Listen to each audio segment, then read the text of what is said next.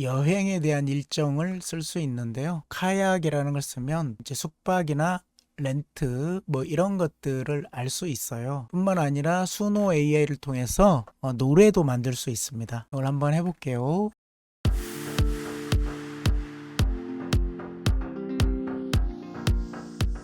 이번 주 글로벌 경제 이슈 중 주식 투자에 있어서 가장 중요한 이슈를 몇 가지 검색해서 정리해 줄 수 있어? 물론입니다. 주식 투자에 있어서 이번 주 주목해야 할 몇 가지 글로벌 경제 이슈를 정리해 드리겠습니다. 아래는 주식 투자자들이 주목해야 할 세 가지 이슈입니다. 미국 연방공개시장위원회 FOMC 정례회의 이번 주 수요일에 예정된 FOMC 회의에서 연준의 금리 결정과 미국 경제에 대한 전망이 발표될 것입니다. 소비자 물가 지수 CPI 인플레이션 관련 데이터로 소비자 물가 지수는 물가 상승률을 나타내며 투자자들은 이 지표를 주시하고 있습니다. 애플의 2024 세계 개발자 회의 WWDC 애플은 매년 개발자들을 위한 WWDC를 개최하며 새로운 제품과 기술 동향을 발표합니다. 이번 주에는 애플의 발표 내용이 주목될 것입니다. 이런 이슈들을 주시하면서 주식 투자 결정을 내리시기 바랍니다. 추가적인 정보가 필요하시면 언제든지 물어보세요. 네, 여기 보시면 이렇게 2번에 대한 링크는 오피니언 뉴스에서 가져왔다고 보시면 되고요. 1번의 뉴스는 FOMC 환경 글로벌 마켓에서 가져왔다고 보시면 돼요. 그래서 링크를 누르시면 따라갈 수 있습니다. 코파일럿은 검색을 중심으로 한다고 했죠. 검색을 누르시면 이렇게 그 이슈로 글로벌 이슈로 이렇게 넘어가요. 그런데 여기에 나타나지 않을 수도 있어요. 이거를 여기 중에서 가져온 거기 때문에 잘 나타나지 않을 수도 있습니다. 매번 기사가 바뀌기 때문에 그런 거니까요. 그 부분은 한번 살펴보시면 좋을 것 같아요. 이런 방식으로 검색해서 첫 번째 볼 수 있고요. 또 다르게 쓰는 방법을 한번 보겠습니다. 우리가 하는 일 중에 반복적인 일이라고 그랬죠. 듀챗을 이렇게 누르시고요. 이번에는 보다 창의적인 있는 걸 쓸게요. 왜냐하면 업무용 이메일을 작성하려고 하는데요. 업무용 이메일을 쓰는데 업무용 이메일에서 반복되는 인사말이라든지 이런 것들이 중요하잖아요. 이제 없으면 너무 이제 정이 없고 좀 있긴 해야 되는데 시간을 많이 들일 필요성이 없는 것, 이런 것들을 인공지능을 사용하면 좋겠습니다. 그래서 그런 형식 이메일을 작성하는 형식을 조금 주면 훨씬 더 잘 할 수 있어요. 제가 작성해 놓은 거를 하나 카피를 해서 이렇게 넣어 볼게요. 먼저 업무용 이메일을 어떻게 작성하면 좋은지 한번 먼저 물어보겠습니다. 음성으로 해볼게요. 업무용 이메일을 작성하려고 하는데 어떤 양식으로 작성하면 좋은지 추천해 줘. 업무용 이메일을 작성할 때는 다음과 같은 양식을 참고하시면 좋습니다. 인사말, 메일을 시작할 때는 간단한 인사로 시작합니다. 1. 안녕하세요. 회사명, 부서명, 직급, 이름입니다. 제목, 메일의 제목은 내용을 간략하게 요약해야 하며 필요한 경우 말머리를 추가할 수 있습니다. 2. 회신 요청, 주제, 관련 회에 참석 가능 여부 확인, 본문, 소개, 자신의 소속과 이름을 명확히 밝힙니다. 목적, 메일을 보내는 목적이나 요청 사항을 명확하게 씁니다. 내용, 짧은 문장과 단락을 사용하여 명확하고 간결하게 작성합니다. 요청사항, 필요한 조치나 응답을 구체적으로 요청합니다. 맺은 말, 감사의 인사와 함께 답장을 기다린다는 말을 추가합니다. 1. 답장 기다리겠습니다. 감사합니다. 서명, 이메일 하단에는 본인의 연락처, 직급, 부서명 등을 포함한 서명을 추가합니다. 이러한 기본적인 구조를 바탕으로 상황에 맞게 조정하여 사용하시면 됩니다. 또한 업무 메일 작성에 도움이 되는 템플릿을 제공하는 웹사이트도 있으니 참고하실 수 있습니다. 메일 작성 시에는 상대방이 읽기 쉽고 이해하기 쉬운 방식으로 작성하는 것이 중요합니다. 또한 메일의 목적과 요청 사항을 분명히 하여 의사소통의 효율성을 높이는 것이 좋습니다. 네, 이렇게 작성했죠. 근데 얘는 학습한 내용, 챗GPT 학습한 내용을 바탕으로 하는 게 아니라 검색을 바탕으로 하는 겁니다. 먼저 그래도 없으면 챗GPT 학습한 내용을 가지고 얘기를 해줍니다. 이게 이제 다른 점이죠. 특수목적 채팅 인공지능이라고 생각하시면 돼요. 자, 그래서 요런 이메일에 작성되는, 그러면 이제 요렇게 알려주었으니까 한번 작성해 보라고 하면 좋아요. 그래서 한번 더 해보겠습니다. 위에서 알려준 양식대로 이메일을 작성한 예를 한번 보여줄 수 있나? 물론입니다. 다음은 업무용 이메일 작성 예시입니다. 안녕하세요. 회사명, 부서명, 직급, 이름입니다. 제목, 회신 요청, 주제, 관련 회에 참석 가능 여부 확인. 본 메일은 주제에 대한 회에 참석 가능 여부를 확인하기 위함입니다. 회의는 날짜에, 시간에, 장소에서 진행될 예정입니다. 귀하의 참석 여부를 기한까지 회신해 주시면 감사하겠습니다. 회의 안건은 다음과 같습니다. 안건 1, 안건 2, 안건 3. 참석이 어려우시다면 대리인을 지정하여 주시기 바랍니다. 추가적으로 논의해야 할 사항이 있으시다면 함께 알려주시면 회의 준비에 큰 도움이 될 것입니다. 답장 기다리겠습니다. 감사합니다. 서명, 이름, 직급, 부서명, 회사명, 연락처, 이메일은 상황에 따라 조정할 수 있으며 필요한 정보를 명확하게 전달하는 것이 중요합니다. 이 예시가 작성에 도움이 되길 바랍니다. 네, 이것은 보면 업무용 이메일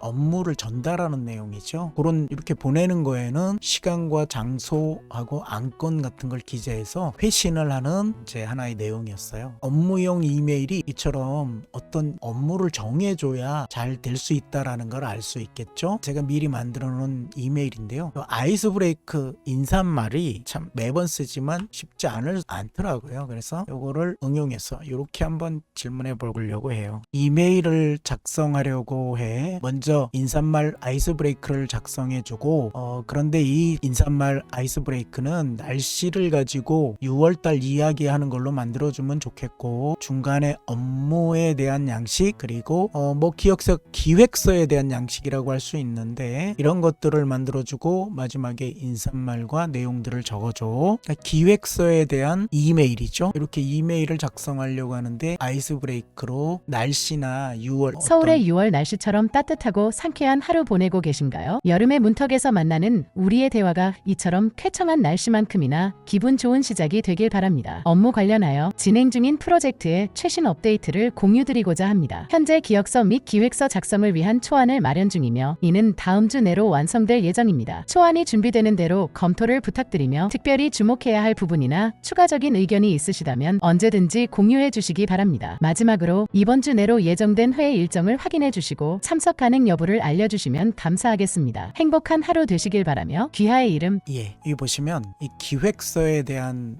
업무용 메일을 보내는 거죠. 먼저는 이거 이제 일반적으로 사용할 수 있는데 왜 그러냐면 이 아이스 브레이크 날씨나 뭐 이런 것들을 넣는 게 좋아요. 그러면 아주 부드러워집니다. 날씨나 업무 1년에 어떤 달에 위치해 있고 어떤 날씨인지 이런 걸 넣고요. 그냥 이렇게 지정해 주면 돼요. 여기 보시면 인사말 아이스 브레이크를 작성하고 싶은데 날씨를 가지고 또는 6월달 이야기로 만들어주면 좋겠다고 그랬어요. 그래서 이렇게 만들어 주었고요. 이제 업무는 이제 기획서, 이 기획서리라 이게 여기서 잘못 인식됐는데요. 기획서죠. 현재 기획서를 작성하는 대로 초안을 마련 중이며 뭐 이런 거에 대해서 의견을 내달라는 거예요. 그래서 어떤 일에 대한 의견을 내주고 회신해 달라는 방식이죠. 그리고 마지막에는 여기 이름을 넣는 방식. 뭐 기업에서 위치가 있으면 기업의 위치를 넣으면 좋겠고요. 아니면 마지막에는 이메일을 넣고 이름 넣으면 이렇게 좋겠죠. 이런 방식으로 내가 하는 것들을 매번 하는 것들을 보면서 할 수 있을 것 같아요. 세 번째는 우리가 많이 하는 것 중에 이미지가 필요한 게 있어요. PPT나 여러 가지 일들에. 그래서 그 부분을 한번 해볼게요. 역시 PPT 이미지를 그리려면 이렇게 보다 창의적인 게 하는 게 좋죠. 또는 디자인이 필요하다? 그럴 때는 여기 보시면 석삼자를 누르고 디자이너를 누르시면 여기 디자이너가 나와 있어요. 여기서 한두 가지 해보겠습니다. 여기 얘도 있어요. 뭐 지구를 배경으로 하는 달에 스키 타는 모습 이런 상상적인 이미지 디자이너에선 이렇게 누르면 만들어 보실 수 있어요. 보통은 이렇게 네 가지로 만들어주는 데요. 챗GPT에 있는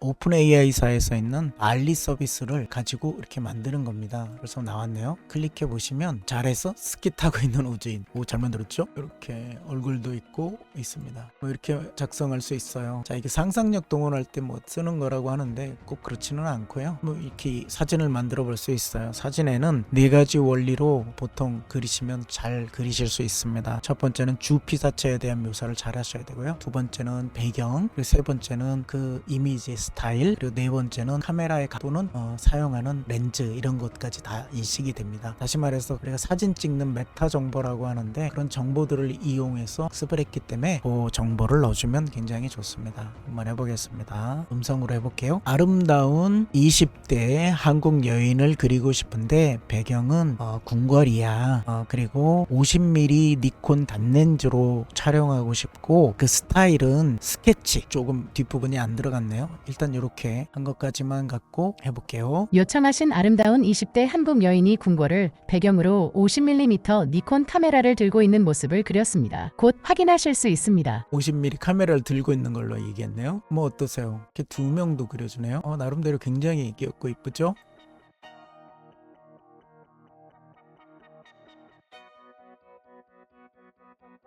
네, 이런 방식으로 그림을 그리면 좋아요.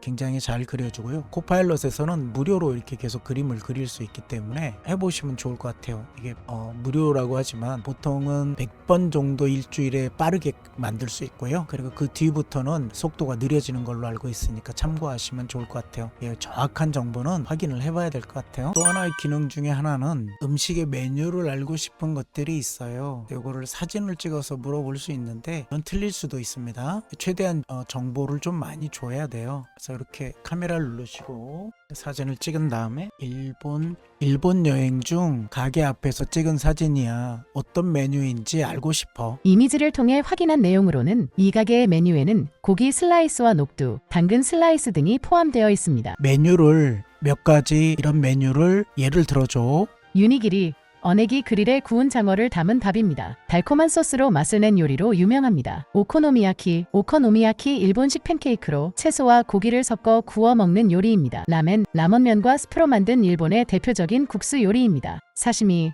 신선한 생선을 얇게 썰어 먹는 요리입니다. 텐동, 고기나 채소를 튀긴 것을 밥 위에 올려 먹는 요리입니다. 이런 메뉴들은 일본 음식 문화에서 자주 찾아볼 수 있답니다. 추가적인 정보가 필요하시면 언제든지 물어보세요. 만족스럽지는 않네요. 아무튼 이런 방식으로 좀 도움을 얻을 수 있을 것 같아요. 또 하나는 이미 설명한 것처럼 플러그인을 쓰는 겁니다. 이 플러그인에는 여행에 대한 일정을 쓸 수 있는데요. 카약이라는 걸 쓰면 이제 숙박이나 렌트 이런 것들을 알 수 있어요. 뿐만 아니라 수노 AI를 통해서 노래도 만들 수 있습니다. 이걸 한번 해볼게요. 새 주제를 해야 되고요. 그리고 나서 플러그인을 쓴다는 것은 여기에 대한 전문적인 프로그램을 붙여서 그 결과를 가져온다고 생각하시면 돼요. 자, 이렇게 온 해놓고 물어볼게요. 일본 삿포로 여행 3박 4일 코스를 추천해줘. 그러면 1일차 오전 오후 저녁, 2일차 3일차 이렇게